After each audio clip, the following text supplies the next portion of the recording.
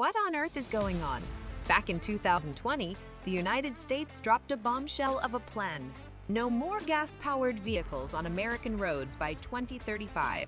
Fast forward to 2023, and we find ourselves asking, where's the electric revolution we were promised? It seems like the road to a gas-free future might be a bit bumpier than we thought. So grab your popcorn, buckle up, and let's dive into the electrifying saga of America's ambitious plan for a greener tomorrow. This is a ride you won't want to miss, so stay tuned. 2 years ago, the United States government plans to end purchases of gas-powered vehicles by 2035 in a move to lower emissions and promote electric cars under an executive order signed by President Joe Biden. The government owns more than 650,000 vehicles and purchases about 50,000 annually. Biden's executive order said that light-duty vehicles acquired by the government will be emission-free by 2027. Total federal government operations will reduce emissions by 65% by 2030 under the plan. The government will seek to consume electricity only from carbon-free and non-polluting sources on a net annual basis by 2030 and have net zero emissions by 2050. The order noted the United States government is the single largest landowner, energy consumer, and employer in the nation and can transform how we build, buy, and manage electricity, vehicles, buildings, and other operations to be clean and sustainable. In January, Biden vowed to replace the United States government's fleet with electric models. Only 0.5% of the government's 657,000 vehicles were electric. In 2020, the government spent $4.2 billion on vehicle costs, including $730 million for fuel. The new policy allows some exceptions for military and space vehicles. Alliance for Automotive Innovation, a trade group representing General Motors, Toyota Motor Corp, Volkswagen, and others, praised the effort. Dan Becker, director of the Safe Climate Transport campaign at the Center for Biological Diversity, said Biden should move faster. Waiting 14 years to do it is an awfully long time when we have some electric vehicles already, and companies are trying to decide now whether to make just promises or actually make electric vehicles, Becker said. Biden has resisted calls to endorse California's plan to end the sale of new light-duty gas-powered vehicles by 2035. Biden vows Congress to approve up to $12,500 in tax credits for electric vehicle purchases, including $4,500 for buyers of union-made electric vehicles, but that faces resistance from foreign automakers. Biden in 2021 launched a plan to make half of all new United States vehicles electric in 2030. That included plug-in hybrid electric models that also have gasoline engines. The 50% target, which is not legally binding, won the support of United States and foreign automakers, which said that achieving it would require billions of dollars in government funding. In 2020, Democratic Governor Gavin Newsom says so. Announced a ban on in-state sales of new gas-powered cars and trucks by 2035 and medium and heavy-duty trucks by 2045.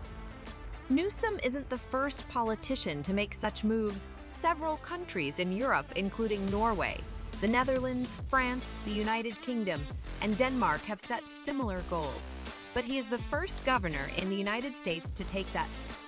And California, the fifth largest economy in the world, sets trends, economic, environmental, cultural, that often reverberate across the nation and the world.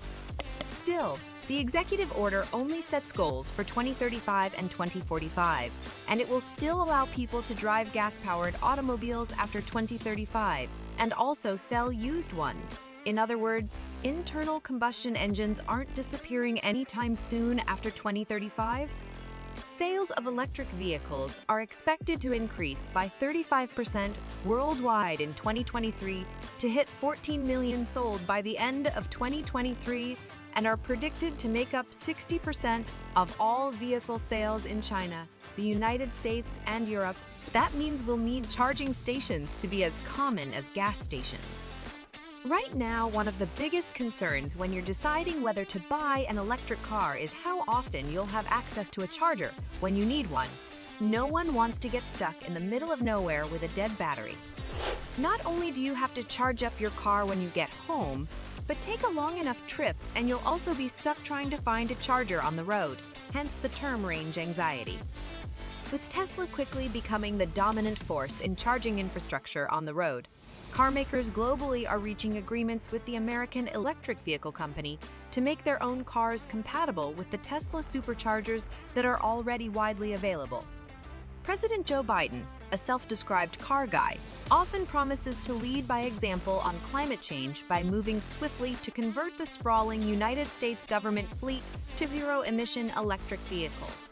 But efforts to eliminate gas-powered vehicles from the fleet have lagged. Biden last year directed the United States government to purchase only American-made, zero-emission passenger cars by 2027 and electric versions of other vehicles by 2035. The White House frequently describes the 2027 timeline as on track, but the General Services Administration, the agency that purchases two-thirds of the 656,000 vehicle federal fleet, says there are no guarantees. Then there is the United States Postal Service, which owns the remaining one-third of the federal fleet. After initially balking and facing lawsuits, the agency now says that half of its initial purchase of 50,000 next-generation vehicles will be powered by electricity. The first set of postal vehicles will hit delivery routes late next year. Climate advocates say that agency can do even better. United States Postal Service should now go all-electric or virtually all-electric with its new vehicles, said Luc Tanakel, Senior Director of Clean Vehicles and Buildings at the Natural Resources Defense Council, citing an additional $3 billion in federal spending targeted for the postal fleet under the landmark climate law Biden signed last month. About 30% of United States greenhouse gas emissions come from the transportation sector, making it the single largest source of planet-warming emissions in the country. Electrification of the federal fleet is a cornerstone of Biden's efforts to decarbonize the federal government, said Andrew Mayock, Chief Federal Sustainability Officer for the White House. The future is electric, and the federal government has built a strong foundation that's going to deliver on this journey we're on over the next decade, he said in an interview. Although nationwide, about 6% of new car sales are electric.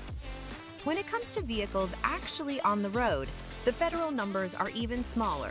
Many of the purchases in recent months won't be delivered for as long as a year due to supply chain problems. Currently, just 1,799 of the 656,000 vehicle federal fleet are zero-emissions vehicles.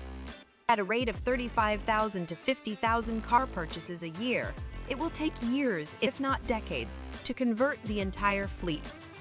It hasn't been exactly a fast start. It's going to be challenging for them probably for at least the next year or two to really accelerate that pace. While Biden's bipartisan infrastructure law provides $7.5 billion to states to build out an electric vehicle charging network of up to 500,000 chargers over several years along interstate highways, no money from that law was earmarked for federal agencies' specialized needs. Money for charging stations must be allocated in each department's budget. Meeting Biden's goal for the federal fleet is contingent on industry increasing production as predicted beginning in 2025 and 2026, analysts say. By that time, the effects of big federal investments to build public chargers and boost electric vehicle manufacturing in the United States will likely be felt alongside tougher rules for automakers to curtail type emissions.